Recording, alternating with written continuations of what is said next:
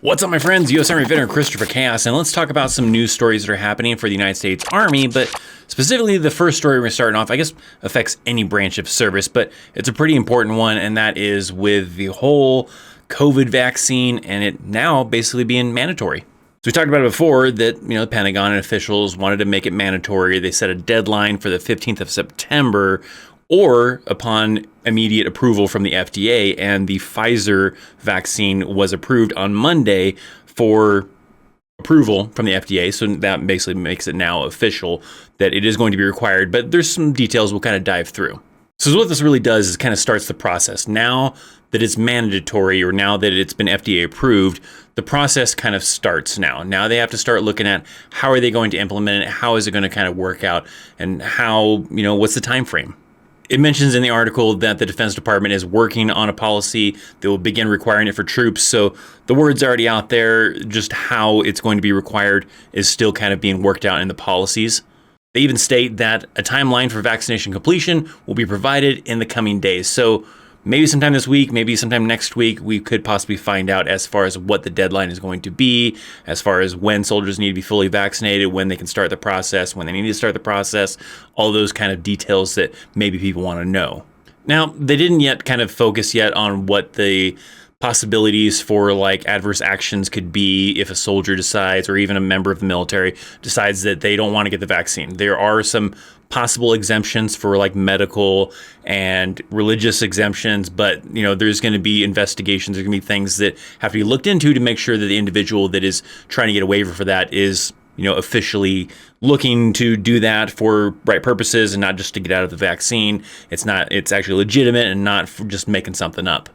So once they do kind of hash things out, it's kind of mentioning inside of here that once the guidance is out, troops will either need to visit the military facility to get the vaccine, or they're gonna have to show proof of vaccination from outside. So if they went to like a Walgreens, a Walmart, CVS, whatever, then they need to show that proof, or they're gonna need to do it through the medical facility. I know someone was asking me before if, they could do it outside and go to like a Walgreens or whatever kind of a thing. This one's basically stating that you can. You're just gonna need to show that proof to validate that you did actually get the vaccine from one of these locations and not from like the medics or the military hospital on post. It does briefly a little bit mention about like possible punishment type of thing, saying that, if someone was to, deny getting it, it could range from maybe non-deployable status, it mentions in here, maybe evaluation marks that could affect promotions, maybe flagging you for reenlistment, flagging you for promotion, maybe non-judicial punishments like Article 15, maybe reduced in rank. It even mentions in here criminal charges, and I think I've seen another article that was talking about possible like jail time type of thing. I just feel like that's really extreme, and it'd be a really weird situation. Let's say in the case of the Army, sending a soldier to Fort Leavenworth, they're in jail for maybe like 30 days, 60 days, whatever the punishment is. They're in there with someone that maybe like tried to kill their commanding officer, and you find out that they're in there for that, and then you're like, what are you in for? Oh, I denied the vaccine, and that just seems kind of weird. So I don't know if that's really the kind of thing they're going to look for, of going that extreme. I feel like that's just not appropriate to spend jail time for not getting the vaccine. I can understand it, like if they want to try to push for Article 15, non-deployable status, maybe even kicking someone out of the Army, maybe. I don't know, but I think jail time would be a little extreme for that.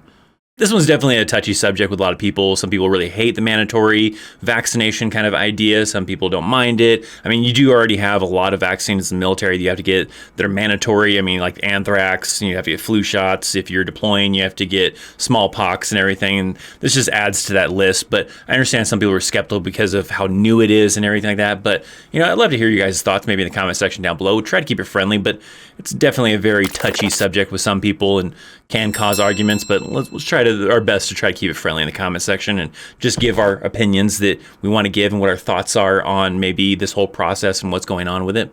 But moving on from there, maybe something a little bit lighter, and that is some West Point cadets are getting pretty creative with making their beds. At West Point, they have to make their beds just like in basic training. Soldiers have to make their beds and everything like that. And some cadets are getting pretty creative with it to kind of just make it a little bit easier to pass that morning inspection.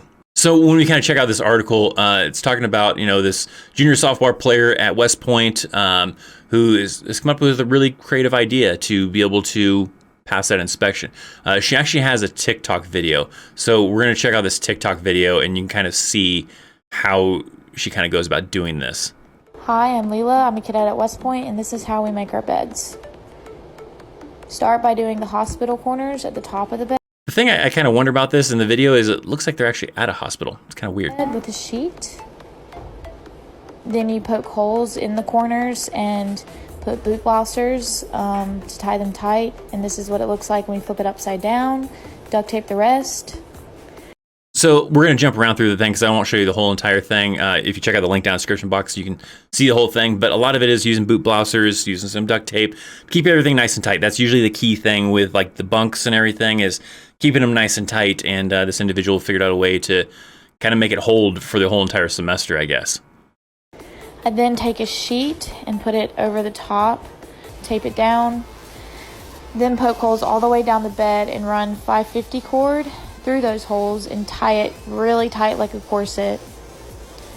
This is me tightening the 550 cord. This is so the bed stays this way for an entire semester. We don't actually sleep in our sheets, and our beds get inspected every day, so they have to be really tight and they have to look neat. This is what it looks like after I'm done with that. This is me folding the hospital corners at the foot of the bed. Once I'm done folding these, I poke holes in them as well and then use 2 more boot blousers to tighten them. I then flip the bed over and duct tape the rest. This is my buddy's Kobe's bed, so we're putting it back in his room right now. He's on the top bunk, so this was a bit of a challenge for us. It's kind of hard putting the beds back in the room and in the frames. But in the end, they look really good. So very creative. It works. Probably holds that tight fit in those corners that you need, you know, for inspection purposes. And then probably just use another sheet to actually sleep with, because obviously you wouldn't be able to get into the blanket or into that bunk kind of a thing because of how tight it is. It'd jack it all up. So you leave it the way it is and maybe use like an extra blanket or a sheet on top to just sleep on top of that and then have the blanket over top of you.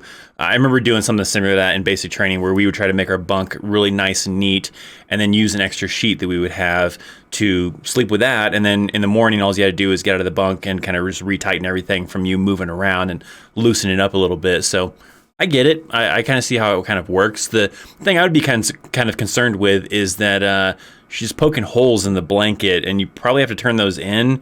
The blanket's probably not that expensive, so maybe a small price to pay to keep your bunk looking really nice all the time. But I'd imagine you probably have to pay for that blanket because you've probably put holes in it. Maybe they don't care too much. I don't really know. And now one last story that we'll kind of dive into, and that is some news coming out of JRTC, which is out of Fort Polk. That is some training that soldiers often do for a month long. It's kind of like the opposite of NTC. NTC is in the desert. Fort Polk is more of like a jungle, swampy kind of area, and most people really hate it because the mosquitoes are really bad, and everybody always teases about it being the worst duty assignment, but some people kind of might like it, maybe from the area. But coming out of JRTC, they're actually requiring to kind of like mark the soldiers with their vaccination status. So they have red wristbands for unvaccinated troops and then green ones for those that are vaccinated. So apparently they're kind of having these little wristbands go around. They look like paper ones, kind of like ones you would wear like when you go to a concert or something like that, or a festival or whatever. And you have these wristbands that you wear to identify who's vaccinated and who's not vaccinated. Kind of seems like a weird thing. Their explanation for it says that it's due to tracing, but I don't really know. I don't know if that really makes that much of a difference. So they say here that Army officials describe the wristbands as an effort to expedite in-field contact tracing of positive COVID-19 cases. So I don't really know. I mean, maybe I just don't understand the method of what they're doing, of how that really expedites things to know that who's vaccinated, who's not vaccinated when you're tracing it back. I don't know. Because really, I guess anybody can still get COVID, whether you have the vaccine or don't have the vaccine. Just if you have the vaccine, your chances are really low of having symptoms and having any kind of adverse types of things. But when it comes to tracing it, I mean, everybody's still going to be at risk, even if you are vaccinated, because you can still get COVID, you can still transmit COVID, just your chances are a lot lower, I guess, of any kind of side effects. But you could still give someone else COVID that maybe isn't vaccinated. So I don't really know. I'm not really too sure what their methodology is of them having the wristbands. It kind of even mentions in here that some soldiers are kind of complaining about it, saying that really all it ends up doing is just they end up getting a lot of crap when they lose the wristband. So it mentions in here that the soldiers that are assigned at JRTC, they spoke out. They didn't want to, be named because they don't want to get any kind of retaliation. But they're basically saying that the wristbands aren't helping. They kind of are quoted in here saying as the only thing that is happening with these armbands is that we're being threatened with punitive actions if we lose the paper bands. And that's what soldiers are kind of claiming. So we've lost many due to the fact that we are conducting platoon training from 6 a.m. to 10 p.m. So I could kind of see that. I feel like that'd be really annoying to have. I don't know if they have like a lot of extras laying around, but if you're doing JRTC for a month, you're going to be wearing this thing or you're doing physical things. It's probably hot and humid there. That wristband's going to get all jacked up and it's going to get messed up and probably torn and possibly come off. You're putting your gear on and off and everything like that. So I could see it being a big problem with it probably getting messed up. And if soldiers are kind of getting punished for losing that wristband, which is it's going to happen probably, then that kind of sucks. It's also saying the same soldier expressed concern that leaders who aren't vaccinated are being scrutinized by their superiors. So I can kind of see that too. I've been hearing stories here and there about how some soldiers are kind of being bullied a little bit based on their vaccination status, mainly like unvaccinated soldiers being bullied by higher up leadership to maybe try to get them to get the vaccine or whatever the case is, maybe making them do extra stuff or whatever. But that does suck. And so I could see that, how maybe that could be happening. I don't know how widespread that is, but I have heard cases that some soldiers are being scrutinized because of their vaccination status, being a little bit bullied, being, forced to do things that the vaccinated soldiers don't have to do. And so there is a little bit of discrimination. I feel like that is kind of going on between, leadership that maybe are vaccinated compared to maybe soldiers who are not vaccinated and all that. Especially like I've heard if like higher up leadership finds out that someone else who's maybe like in a platoon sergeant role, maybe a company commander role, is in a leadership type of role and not vaccinated. I've been hearing stories too about how those people get scrutinized pretty hard because they're supposed to be setting examples for younger soldiers and everything. I know people want to probably know maybe my opinion on the whole thing. I don't really think I want to get that in depth with it. I'm no scientist, so anything I say about the vaccine, about COVID and everything like that, it's just from some old veteran that teaches soldiers during the day and has absolutely zero medical knowledge or any really interest in trying to get that educated on the kind of a thing. I have my own opinions. I'll keep them to myself kind of a thing. You're entitled to your own opinions. I don't really care either way. So it's a tough thing, for a lot of soldiers. A lot of soldiers are in this kind of tight bind where, maybe they're not sure how this vaccine is going to play out, how it's going to play out with their career. Maybe they just want more research done. I don't know. There's probably a lot of kind of factors in here. Now you have this wristband thing that's kind of going on at JRTC. Are other locations going to do something else where they kind of mark soldiers as far as who's vaccinated, who's not vaccinated? I think with it being mandatory, it's just going to come down to a thing where everybody's going to end up getting it anyways. So it's just going to be added to the list of all the laundry list of vaccines you have to get in the Army. I've gotten the anthrax, I've gotten the flu, I've gotten polio or whatever, with smallpox or whatever, and all sorts of other kind of crazy ones. And maybe I've gotten polio too. I've lost track of all the vaccines that I've gotten in the Army. And a lot of soldiers end up in that kind of situation too. So there you go. Some news stories happening in the Army and the military in general. Love to know your thoughts. Do you guys still like this news type of thing? We're trying it out this time with just providing some news as it kind of came out, as a lot of these stories came out like Monday and Tuesday. So providing you with that information rather than wait until Friday to kind of gather it all up and all that kind of stuff. So if you're enjoying these kind of news videos, let me know down in the comment section down below. Hit that thumbs up. Check out some other videos. I'm Christopher Chaos. Thanks for hanging out. I'll see you next time. See ya.